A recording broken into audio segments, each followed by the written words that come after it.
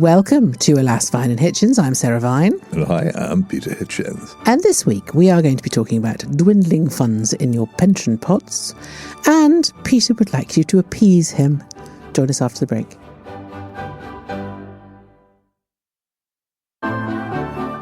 Welcome to Alas, Vine and Hitchens. I am, alas, Sarah Vine. And I am still Peter Hitchens. I'm only just Sarah Vine because I did fall over and break my ankle. But you're still, all of you are still present. You're still in one piece. Yes, but it's not entirely, I'm not an entirely whole Sarah Vine. I am a slightly fractured Sarah Vine. But it's on the mend. This week, we're going to be talking about, well, my subject is, I'm just very cross about the pension thing.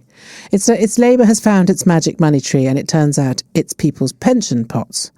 So this is an interesting set of numbers. A working-age single homeowner in England with an average-priced home, brackets 290,395, and a moderate pension pot of 415,000 would face an inheritance tax bill of £82,158 from 2027 under the government's new laws. And I just think, so say you're a married couple, one of you has a pension, probably the man, he dies, your widow gets the rest of the pension, inherits the pension pot, and then she has to somehow pay £80,000. What's going to happen there? You're going to have to sell your house, are you? Well, that's great, because now the government are talking about having a seller's tax as well on anything over £500,000. So say for argument's sake that you bought your house in 1972 for whatever it was, 27 pence, and now it's worth £560,000 through no fault of your own. Not only do you have to pay tax on the pension pot, you also now have to pay tax on the sale of your house. It just seems that everything this country stands for, all the things that you're told you're supposed to do in life, which is to save, buy a house, have a pension, educate your children, teach them to do the same, carry on. Labour are just coming for all of it. Well, it's not just Labour, this, Sarah. Let's not be partisan about this. And Conservative governments have been up to the same tricks for a very long time. There's no way you can turn where somebody doesn't find a way of confiscating some of your money. And I'm afraid that people are complicit in it, because when anybody goes on the radio and makes a speech saying we must spend more money on whatever it is, bombing Ukraine or building motorways, they say, yes, let's do that. Whose money do they think it is going to be that is spent on these projects? Well, Their own. I don't and how do they think it's going to be raised? Well, a lot of people, those may not be your favourite projects, but there are lots of things on which people will wildly applaud when politicians stand up and say, we're going to spend money on this. And they usually say, we're going to invest in it, which means spend in government speak. And that means that they will come to you later on and say, there, you wanted this, now you must pay. So that's how it works. And the level of it has become grotesque because nobody will think about this and nobody will ever object to it. And if anybody stands for election saying, actually, we should spend less. Yeah. Now, what people will do, what Conservative politicians will do, they say, we will cut taxes. But this is always a fraud. But what we should say is we should spend less. unless you cut spending, and they don't cut spending, so they increase borrowing. So 4 or 5 years later, the cost of all that borrowing enters into taxes, and they pay for it anyway. Unless you're prepared to actually say there are some things we aren't going to spend money on anymore, and they will stop, then this will go on happening. And it's no use blaming the government for it. It's a state of mind into which we have got, in which we hand over far too much of what we make. So why can't the government just say, look, we can't spend any more money on the NHS. We can't spend any more money on welfare. We can't spend any money on X, Y, and Z. We're going to have to prioritise. I have a budget. We all have family budgets. I sent my children a text message today saying, please, can you rein in the bloody Deliveroos because, it's costing too much money. You can stop spending money on stuff. You can make decisions, financial decisions based on you cut your cloth to suit your coat to suit your cloth. Why is this considered to be an unusual and more to the point, unacceptable political path to take? I think it's become, at the moment, a lot of irresponsibility has come into our minds because we look and we see, if we understand money at all, that anything that we've saved over however many years of working life is now vulnerable to this sort of robbery. And as a result, we've become increasingly irresponsible about what we have. I've become much more irresponsible in the knowledge that the longer I live, the more of my savings it's going to be in one form or another will be stolen from me by the government to be spent on rubbish. So I think I'll spend it myself before they can get their hands on it. What are you spending it on? Well, I'm not going to go into that because it's private. But the thing is that I'm much less concerned. Yeah. Than I've been all my life. I mean, I'm a well-paid person by most people's standards, but because of various decisions I've taken about education particularly, for most of my life, I haven't actually had all that much disposable income because education is expensive. Yeah.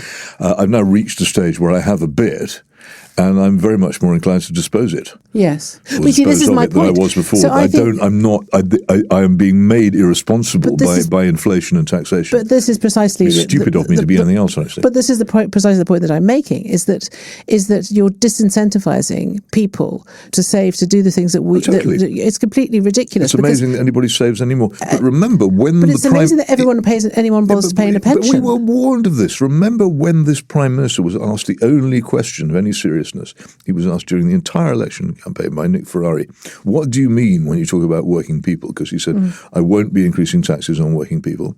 And Sir Keir Starmer said that by working people, he meant people who didn't have savings.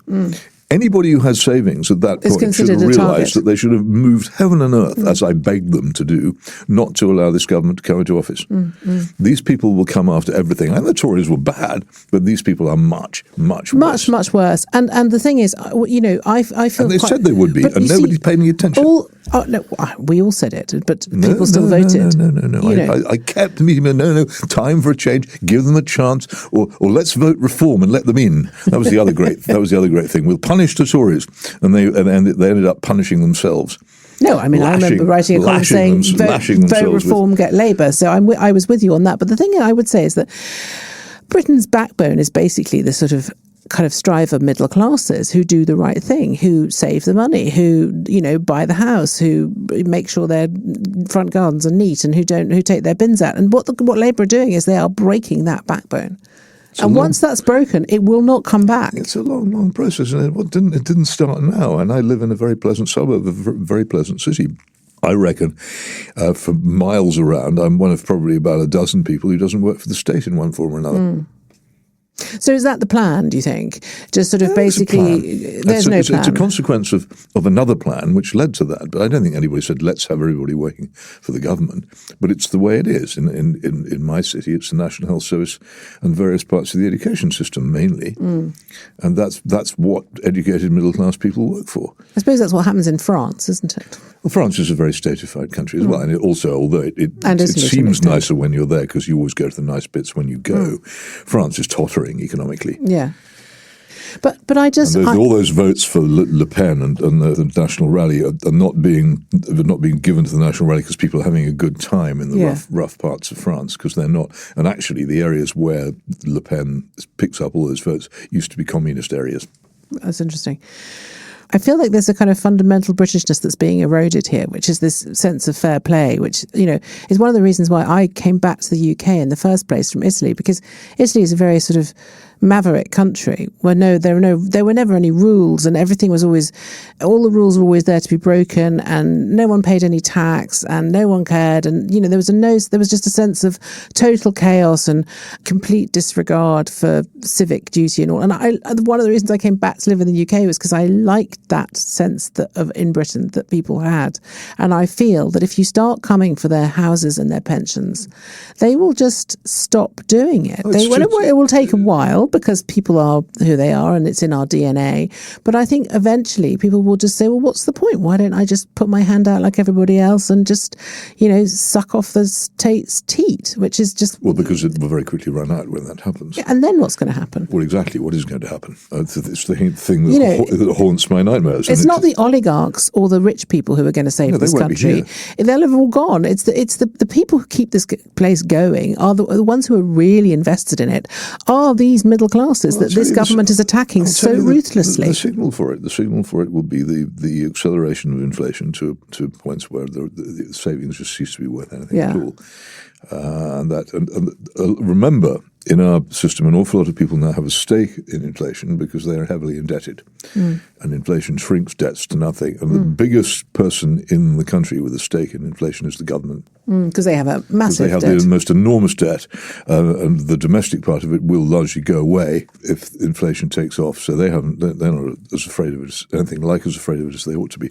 And it's a terrific social destabilizer. I believed for many, many years that there would never have been any Hitler if it hadn't been for inflation. Well, no, that's completely inflation by destroying responsibility. So my dad always said makes people long for strong leadership and all the things that go with it. So it's terribly politically dangerous and socially dangerous as well as economically impoverishing. And there's nothing we can do about it, presumably. Well, I don't know. One always hopes, but what I find is that when I stand up and make well-researched, thoughtful suggestions about what we should do in this country, everybody says I'm mad. So probably not. There was one of your many people on Twitter. I love your Twitter feed saying this about you, saying that why is it that Peter Hitchens has been saying all the right things for the last 30 years, but everyone keeps telling us he's mad. Well, that could be because I'm saying the right things. But you've heard of the curse of Cassandra. Yes. Always to be right, never to be believed. Quite. It's a terrible curse. I can tell there are worse curses. Yes, but it's a bad one. I don't urge you to get it placed upon you. I think that the government need to be very careful about this. I particularly think the stuff on property is very dangerous because, you know, in this country, most people's main asset, most people's main thing that they have is their house, and if you come for that, then you know, they really don't have anything left. Why is it their house? Because they came over the years not to trust money anymore. Yeah. That is why people put all their wealth in houses. Because and when house prices rise, it is actually, it's a measure of inflation. It's probably the only accurate measure of inflation that we have. And I think almost everybody I know from my generation now couldn't afford his own house. No. But the problem We've got houses we couldn't afford, even if we're really quite well paid and well off, we could not afford to buy them. Now, how can that possibly be so? If there hasn't been a grotesque level of inflation. Well, it's because we had decades of incredibly low interest rates. Well, it's not just that. Why haven't salaries risen at the same rate as house prices? The driver was the interest rates were terribly low, so people borrowed more than they realistically could afford, and therefore house prices went up as a result because, you know, people would say, hello, this house is £300,000, and they'd go, well, I don't really have £300,000 to spend on a house, but interest rates are very low, so I'm going to push myself and borrow that. And then values just kept going up and up and up. But where did all that money come from to make that happen?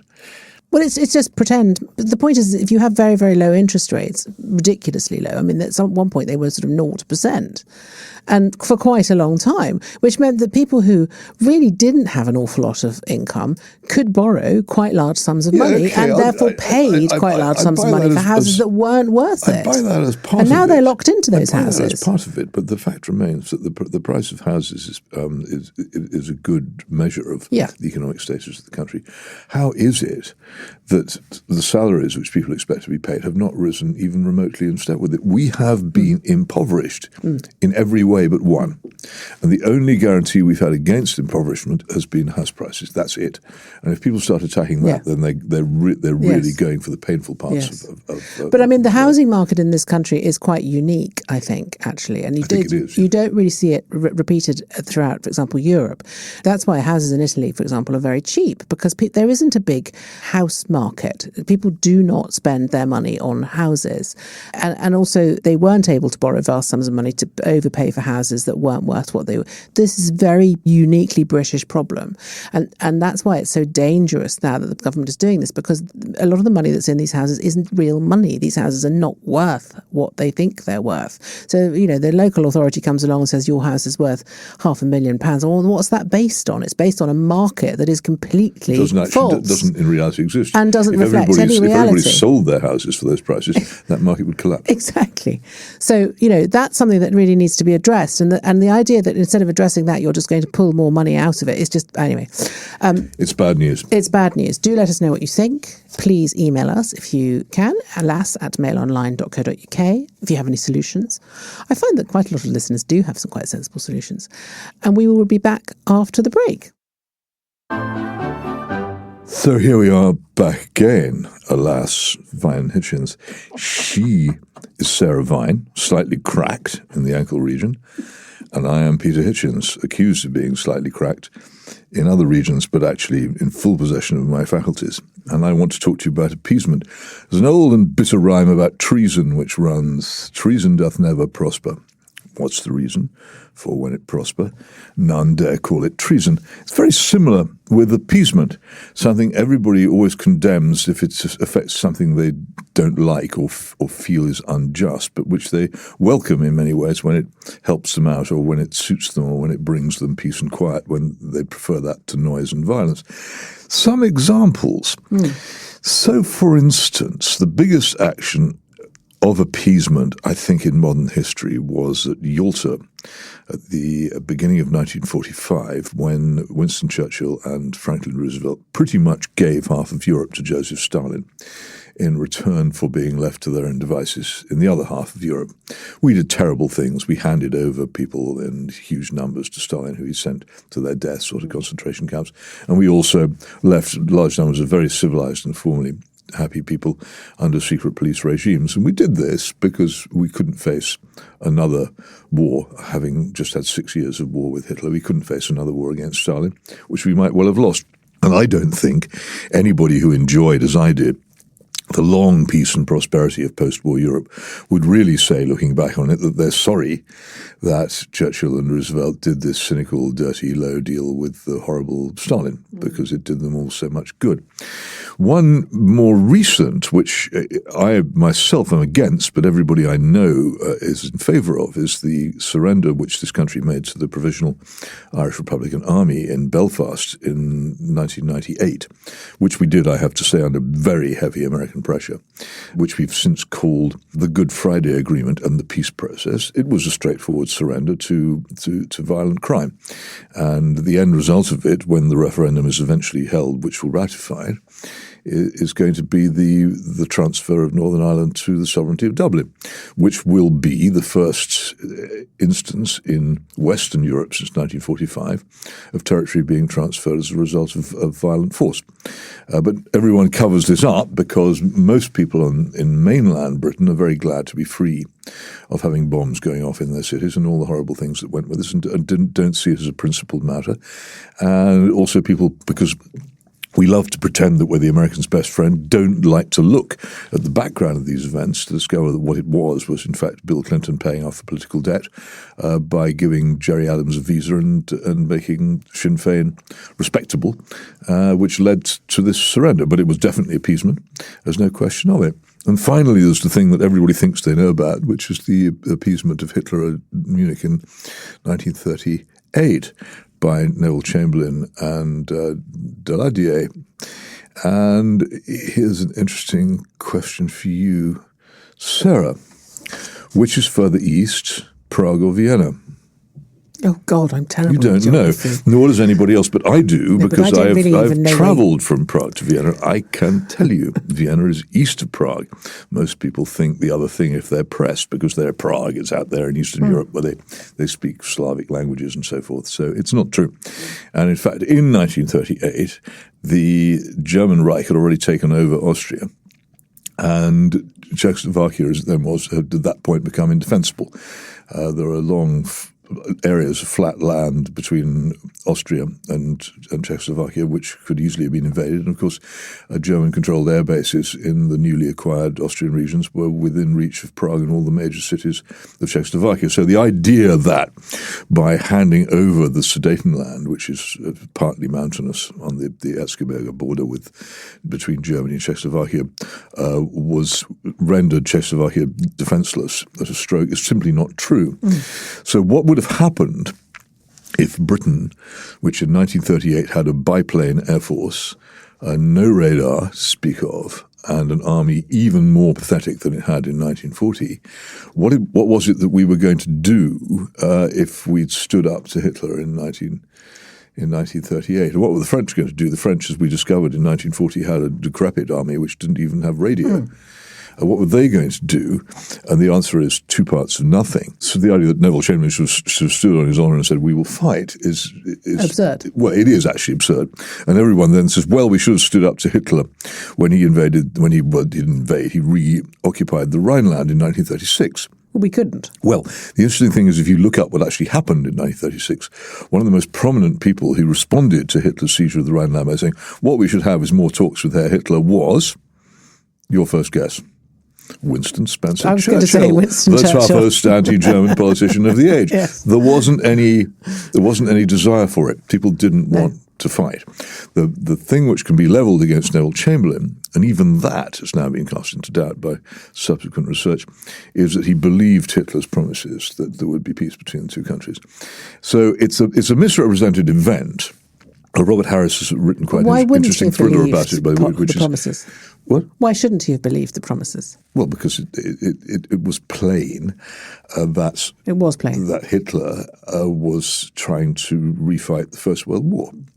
There are reasons for this. One could go into it. Why the democracies in the years when Germany was still a democracy did not come to some arrangement to undo some of the more stupid provisions of the Versailles Treaty, for instance, is an interesting question to ask, but it's too late to ask it. But by that time, Hitler, who was a national leader of great force and charisma with total control of his country and a willingness to force them to live on short rations while he rebuilt its armed forces, was very interested in refighting the First World War. And that inevitably was going to mean conflict with France and Britain and indeed anybody else who was likely to get in his way. So if you had believed that what Chamberlain said at the time, peace in our time, then you'd been a fool.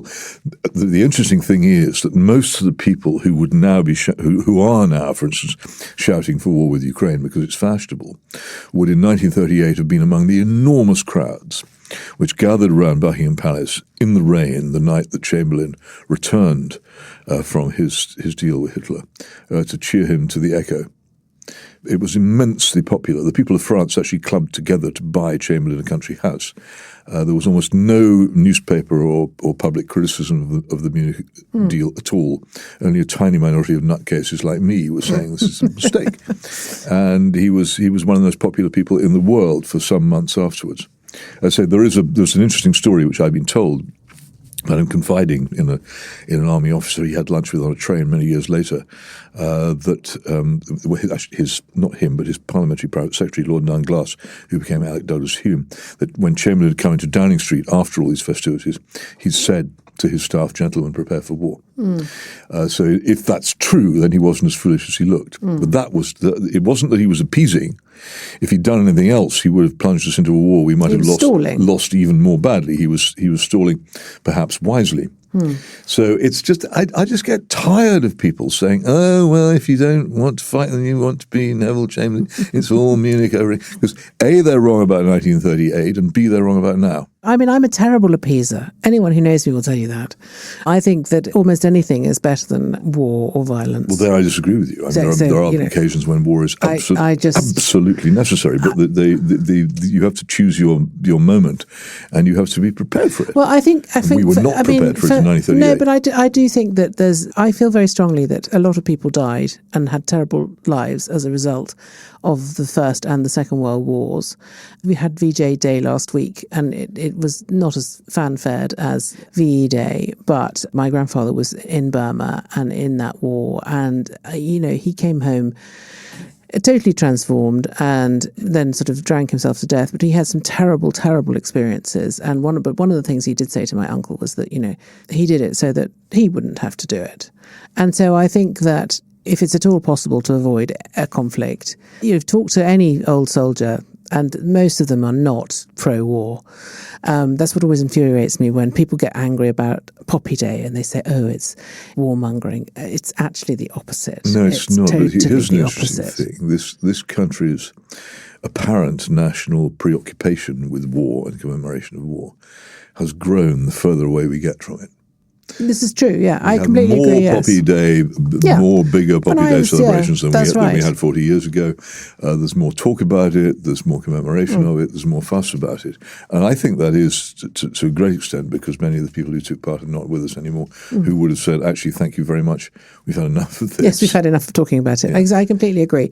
But I do think that, I just do think of those people, and I think that if at all possible, one should try and avoid these things. Well, the best way to avoid all these things is intelligent diplomacy. And intelligent diplomacy involves... Well, it involves having intelligent diplomats, which we don't really have a lot of at the moment. It involves making deals with very unpleasant people. Yes. And in the recent days, there's been a lot of condemnation of Donald Trump, whom I dislike intensely, I have to say, for meeting Vladimir Putin at Anchorage at all.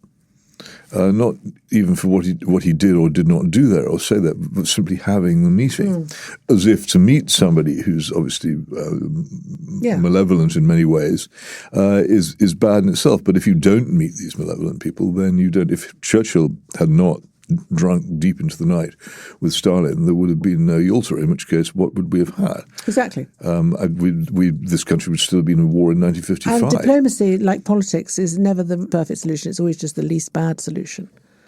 Well, that's generally the case in life. But if on the other hand, if a world in which people are not being bombed to death and burnt to death in their homes is better than the world in which they are, then it's not. It really isn't. That's sort of diminishes the importance of the decisions which avoid war. And war, there's so many people I find in my trade who've never seen a dead body, are so keen on warmongering. They go on the radio and television and they growl about how we must stand up for this, stand up for that. They don't know what it is. Well, it's not going to be them doing it, is it? They don't think so. But in modern war, the problem is that war comes to you. But also, isn't the thing about appeasement always just a question of massive ego? Because I think a lot of that, I mean, it's the same in politics on a sort of much smaller level with sort of U-turns and policies and things like that. No one ever wants to admit that they can't resolve a problem or that they can't win an argument. And actually, most of the time, you can't resolve a problem and you also can't win all arguments completely and utterly. So it's really just a question of ego. And I think that's a lot of that is what stands in the way. And that's what I've been so interested about Donald Trump, actually, because although he's framing this whole thing as a kind of, I'm the greatest peacemaker in the world, it does actually take a certain amount of, you have to sort of put your ego aside to go up against a lunatic like Putin. I don't think if there was a big enough cupboard in which Donald Trump could put his ego. Once I'm sure Melania might be able to control it. I don't think. I think his ego grows with all these acts. I think probably his motivation in this, and it's not. It'll be financial, isn't it? Bad. No, it's necessarily a bad motivation. He's still furious about all that rubbish about how his 2016 campaign was run by the Russians. Oh yes, he's still completely livid about that. Yeah. And he refers to the Ukraine war as Biden's stupid war in the same spirit. That is, I think, his motivation is to get his own back for that. And the reason why part of the reason why he's willing to talk to Putin is precisely because he's been falsely, in my view, portrayed as a patsy of the Russians, which I just don't think he is. I mean, he did many things, almost none of which I like, but I just don't think that was ever true. The reason why Hillary Clinton lost the election to Donald Trump is because the Democrats searched the whole of the United States for the one person who couldn't beat Donald Trump and picked her. Yes. I mean, I think it was her deplorable speech that probably did for that. It didn't help, but Hillary is not a populist. But the greatest story I ever heard about her was when she was the wife of the governor in Arkansas, Bill Clinton. Now, Bill Clinton is a populist, and he would do anything to make herself popular with the people of Arkansas.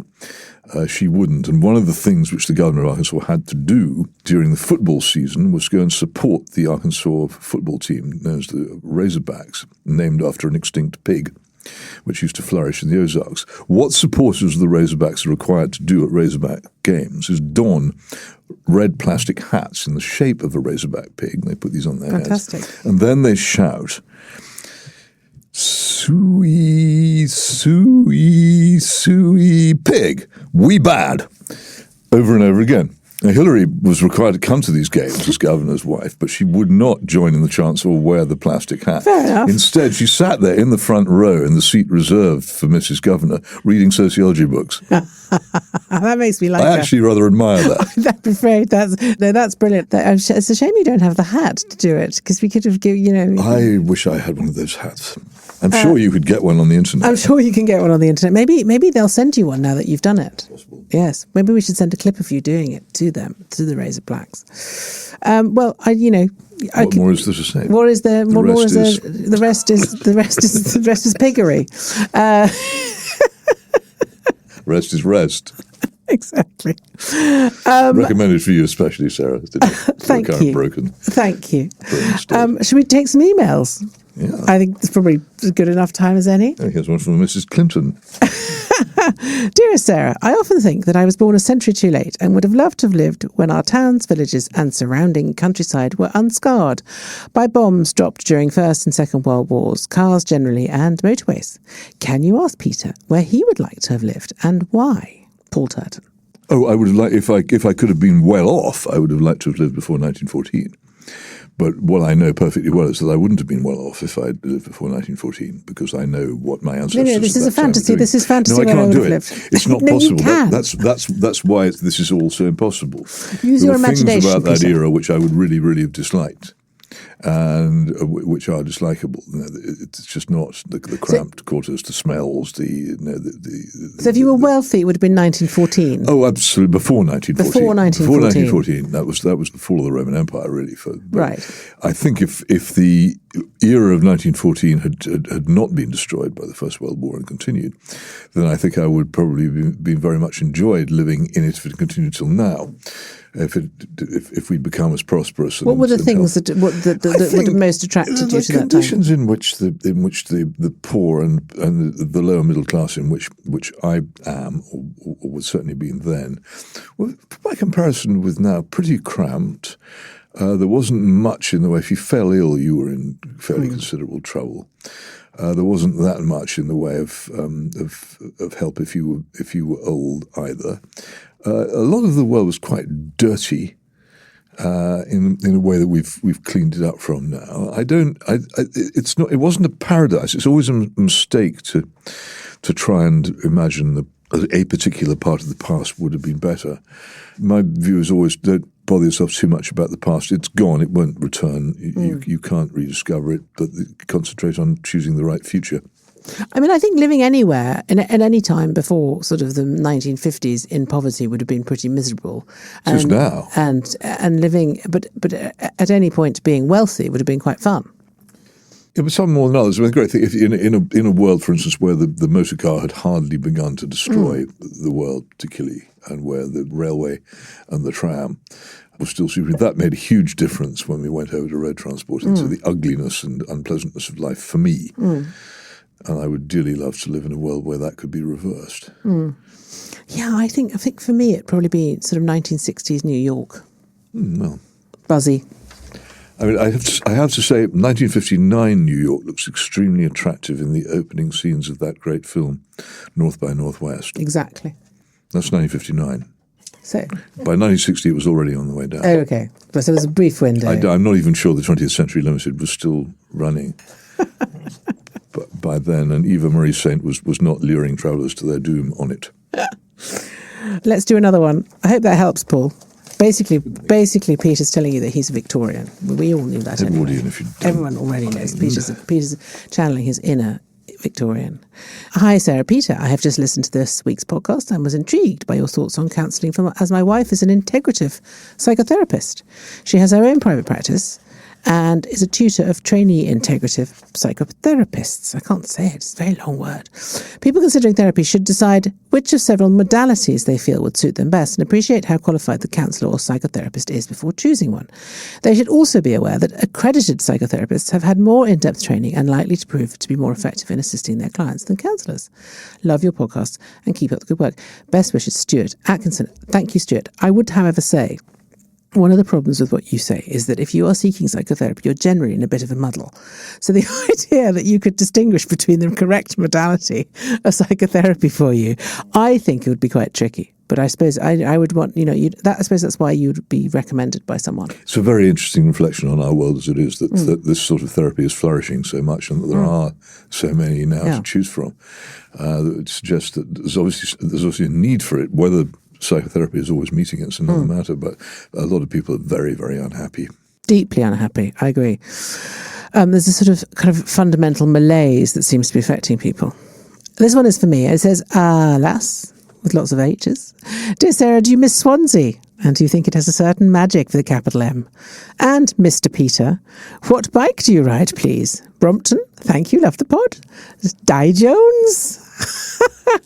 Go first.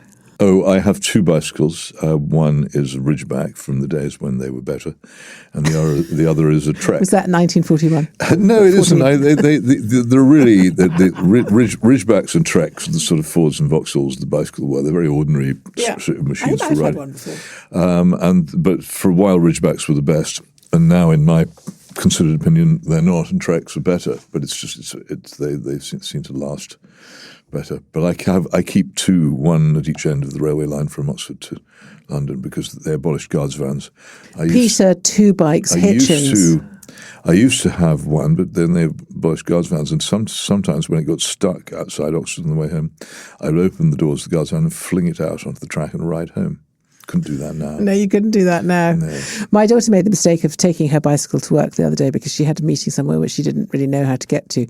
So she thought, I'll take the tube and then I'll take the bicycle. And then she forgot that she would then have to come home on the rush hour on the tube with her bicycle. And she said that it was an experience that made her want to kill herself several times over. So, Swansea. I do quite like Swansea, actually, but I prefer Mumbles, which is where I'm from. Well, I haven't been to Swansea since 1972. Yeah. I seem to remember about Swansea. I have one thing I remember about Swansea, which is probably incorrect, which is that in Swansea Tesco has 3 syllables. Could you do that for us, please? Tesco. Tesco? Very good. But I'm told by others that this is was never true or is no longer true. I don't know. I mean, I was on an assignment for the socialist worker at the time. I think Swansea's not what it used to be, but I think the Mumbles Mile is still quite nice, and Mumbles itself is. I went back there a few years ago, and went to see my grandparents' house, 8 Westbourne Place, and it's absolutely tiny. You know, when you're a child, everything is totally different size. And then you go back as an actual full-sized adult, and you realise that this is true. But I also had the experience redoubled when I came back from living in Moscow, where everything is enormous. And all the things that I thought of in London that were large seemed small to me. And I was in my 30s, but this wasn't a childish return. Yeah. But I also remember my grandmother constantly complaining about the hills, and actually Mumbles is entirely on a hill. And everywhere you go, you have to climb a hill. And I sort of see what she was going on about now. And you might meet Lord Williams of Mumbles, the former Archbishop of Canterbury, mightn't you? Is that where he's retired to? No. Well, it's where he's taken the title from, so I can only assume he likes it. Okay. That's annoying. I've often thought his proper title should be Lord Mumbles. For obvious reasons. Another very important email here. Well, thank you for that, David. Dear Sarah and Peter, your appraisal of the qualities of good marmalade raised an already excellent podcast to new heights. Thank you.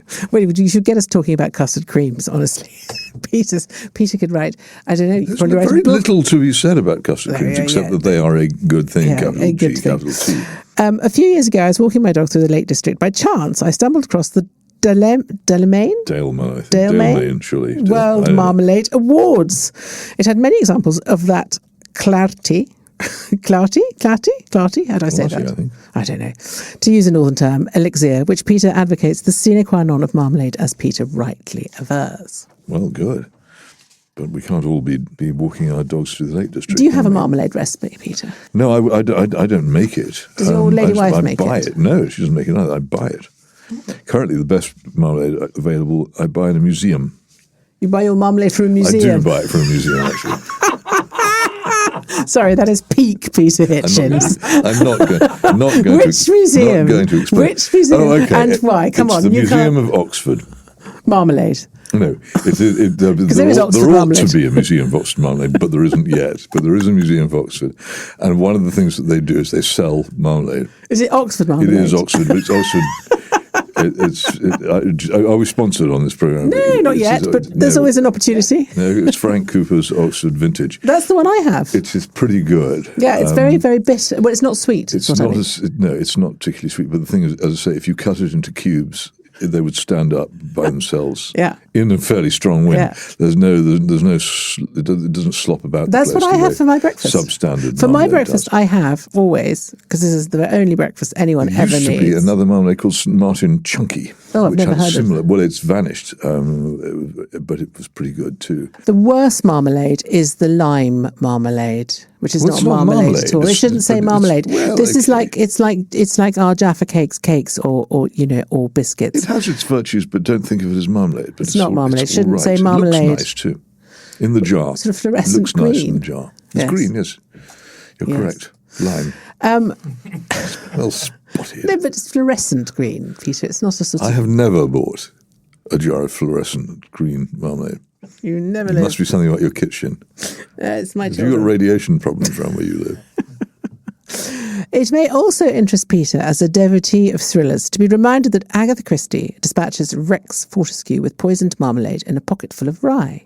This tale was published some years before the widespread adoption of that other instrument of death, the fax machine. This was a particular kind of fax machine. I love that. Which now is no longer available. Even in the NHS, they don't have the kind of fax machine that I was thinking of when I... But you could theoretically kill someone with a jar of marmalade. You could kill somebody with a ballpoint pen if you there's an episode evilly enough disposed. There's an episode of, I think it's Tales of the Unexpected, where a woman kills somebody with a leg of lamb and then cooks it. Lamb to the slaughter. Lamb to the slaughter, that's it. Also, talking of Agatha Christie, did you hear the BBC have done a radio play of her so-called lost play, The Lie? You might enjoy it, Peter. I've never actually got anything from Agatha Christie at all. I don't Not like it. I don't know why. It doesn't do it for me. I'm Dorothy Elf Sayers and Josephine Tay. That's me. And of course Sherlock Holmes, which is unmatched. Very good. Well, that's all we have time for. Thank you for listening to Alas, Vine and Hitchens. We will be back, alas, next week.